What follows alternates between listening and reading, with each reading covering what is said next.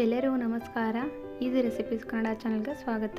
Friends, ನಾನಿವತ್ತು ಕಡಲೆಬೇಳೆನಲ್ಲಿ ಬೇಳೆ ಒಬ್ಬಟ್ಟು ಮಾಡ್ತಾಯಿದ್ದೀನಿ. ಹೋಳಿ ಹಬ್ಬದ ವಿಶೇಷವಾಗಿ ಬೇಳೆ ಒಬ್ಬಟ್ಟು ಮಾಡ್ತಾಯಿದ್ದೀನಿ. ಹಾಗಾದರೆ ಇದು ಹೇಗೆ ಮಾಡೋದು ಅಂತ ನೋಡೋಣ ಬನ್ನಿ. ಈ ಬೌಲ್ನ ಅಳತೆಯಲ್ಲಿ 1 ಕಪ್ ಕಡಲೆಬೇಳೆನ ತಗೊಂಡಿದ್ದೀನಿ. ಇದನ್ನು ಒಂದು ಅರ್ಧ ಗಂಟೆ ನೆನೆಸಿ ಇಟ್ಕೊಂಡಿದ್ದೀನಿ.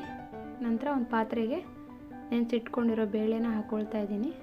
ನಂತರ ಅದಕ್ಕೆ ನೀರನ್ನು ಸೇರಿಸ್ಕೊಂಡು ಬೇಯಲಿಕ್ಕೆ ಇಡ್ತಾಯಿದ್ದೀನಿ. ನೋಡಿ, ಬೇಳೆ ಬೇಯೋವರೆಗೂ ನಾವು ಕಣಕ ರೆಡಿ ಮಾಡ್ಕೊಳ್ಳೋಣ. ನೋಡಿ, 2 ಕಪ್ ಆಗುವಷ್ಟು ಮೈದಾ ಹಿಟ್ಟು ತೊಗೊಂಡಿದ್ದೀನಿ.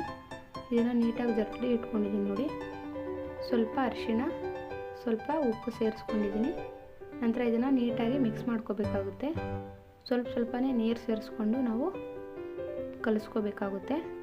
ಇದು ಚಪಾತಿ ಹಿಟ್ಟಿಗಿಂತ ಮೆತ್ತಗಿರಬೇಕು. ನೋಡಿ, ಆಗಿದೆ. ಈಗ ಇದಕ್ಕೆ ನಾನು ಸ್ವಲ್ಪ ಎಣ್ಣೆನ ಸೇರಿಸ್ಕೊಂಡು ಹಿಟ್ಟನ್ನು ನೆನೆಯಲಿಕ್ಕೆ ಬಿಡ್ತಾಯಿದ್ದೀನಿ. ಒಂದು ಪ್ಲೇಟನ್ನು ಮುಚ್ಚಿ ಬಿಡ್ತಾಯಿದ್ದೀನಿ. ನೋಡಿ, ಬೇಳೆ ಕೂಡ ಬೇಯ್ತಾ ಇದೆ. ಸ್ವಲ್ಪ ಎಣ್ಣೆನ ಸೇರಿಸ್ಕೊತಾ ಇದ್ದೀನಿ ಮತ್ತು ಮಿಕ್ಸ್ ಮಾಡ್ಕೊಳ್ತಾ ಇದ್ದೀನಿ.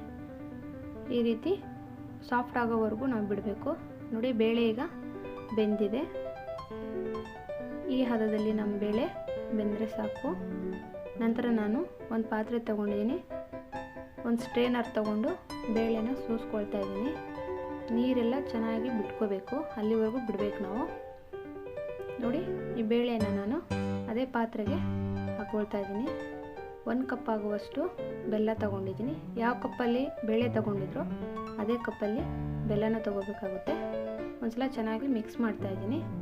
2 ಟೇಬಲ್ ಸ್ಪೂನ್ ಆಗುವಷ್ಟು ಹಸಿ ತೆಂಗಿನಕಾಯಿ ತುರಿನ ಹಾಕ್ತಾಯಿದ್ದೀನಿ. ನಂತರ ಒಲೆ ಮೇಲೆ ಇಟ್ಟು ಬೆಲ್ಲ ಎಲ್ಲ ಕರಗೋವರೆಗೂ ಇದನ್ನು ನಾವು ಚೆನ್ನಾಗಿ ತಿರುಗಿಸ್ಕೊಬೇಕು. ಇದನ್ನು ತಣ್ಣಗಾಗ್ಲಿಕ್ಕೆ ಬಿಡ್ತಾ ಇದ್ದೀನಿ. ನಾನು ಸ್ವಲ್ಪ ಏಲಕ್ಕಿ ಪುಡಿ ಸೇರಿಸ್ಕೊಳ್ತಾ ಇದ್ದೀನಿ. ಒಂದು ಮಿಕ್ಸಿ ಜಾರ್ ತೊಗೊಂಡು ಸ್ವಲ್ಪನೇ ಬೇಳೆ ಸೇರಿಸ್ಕೊಂಡು ನಾವು ನುಣ್ಣಗೆ ರುಬ್ಕೋಬೇಕಾಗುತ್ತೆ. ಎಲ್ಲ ಬೇಳೆನ ನಾವು ಸ್ವಲ್ಪನೇ ಸೇರಿಸ್ಕೊಂಡು ರುಬ್ಬಿ ಇಟ್ಕೋಬೇಕಾಗುತ್ತೆ.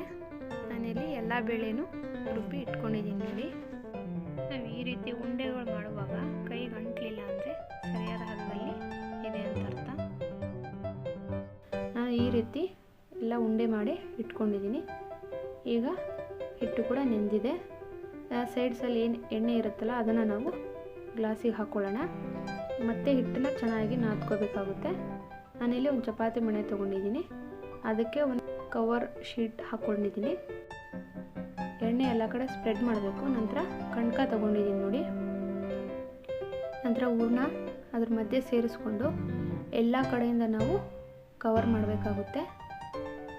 ನೋಡಿ, ಈ ರೀತಿ ಮಾಡಿ ಈ ರೀತಿ ರೌಂಡ್ ಮಾಡಿ ಬಿಡಬೇಕು. ನಂತರ ನಾವು ಇದನ್ನು ಸ್ವಲ್ಪ ಕೈಯಲ್ಲೇ ತಟ್ಟಿ ಸೆಟ್ ಮಾಡ್ಕೋಬೇಕಾಗುತ್ತೆ. ನಂತರ ನಾನು ಮತ್ತೆ ಅದರ ಮೇಲೆ ಮತ್ತೊಂದು ಕವರ್ ಶೀಟ್ ಹಾಕ್ತಾಯಿದ್ದೀನಿ. ಈಗ ಲಟ್ಟಣಿಗೆ ಸಹಾಯದಿಂದ ಚಪಾತಿ ಯಾವ ರೀತಿ ಲಟ್ಟಿಸ್ತೀವಲ್ಲ ಅದೇ ರೀತಿ ಲಟ್ಟಿಸ್ಕೋಬೇಕಾಗುತ್ತೆ. ನೋಡಿ, ಈ ರೀತಿ ಲಟ್ಟಿಸ್ಕೋಬೇಕಾಗುತ್ತೆ. ನೋಡಿ, ಈಗ ನಾನು ಶೀಟ್ನ ತೆಗಿತಾ ಇದ್ದೀನಿ. ನಂತರ ತವಾ ಬಿಸಿ ಆಗಲಿಕ್ಕೆ ಇಟ್ಟಿದ್ದೆ. 1 ಟೀ ಸ್ಪೂನ್ ಆಗುವಷ್ಟು ಎಣ್ಣೆನ ಹಾಕ್ಕೊಂಡಿದ್ದೀನಿ. ನಂತರ ಲಟ್ಟಿಸ್ಕೊಂಡಿರೋ ಹೋಳಿಗೆನ ಹಾಕ್ತಾಯಿದ್ದೀನಿ. ಇದು ಈ ರೀತಿ ಗುಳ್ಳೆಗಳು ಬಂದಾಗ ನಾವು ತಿರುಗಿಸಿ ಹಾಕಬೇಕಾಗುತ್ತೆ. ನೋಡಿ, ಇದಾಗಿದೆ. ಈಗ 2 ಬದಿಯಲ್ಲಿ ನೀಟಾಗಿ ನಾವು ಬೇಯಿಸ್ಕೋಬೇಕು. ಇಷ್ಟೇ ಫ್ರೆಂಡ್ಸ್, ಬೇಳೆ ಒಬ್ಬಟ್ಟು ತುಂಬ ಸುಲಭ. ನೀವು ಕೂಡ ಒಂದ್ಸಲ ಟ್ರೈ ಮಾಡಿ. ನನ್ನ ರೆಸಿಪೀಸ್ ನಿಮ್ಗೆ ಇಷ್ಟ ಆದರೆ ಪ್ಲೀಸ್ ನನ್ನ ಚಾನಲ್ನ ಲೈಕ್ ಮಾಡಿ, ಸಬ್ಸ್ಕ್ರೈಬ್ ಮಾಡಿ, ಬೆಲ್ ಐಕಾನ್ ಒತ್ತಿ ಹಾಗೂ ಶೇರ್ ಮಾಡಿ.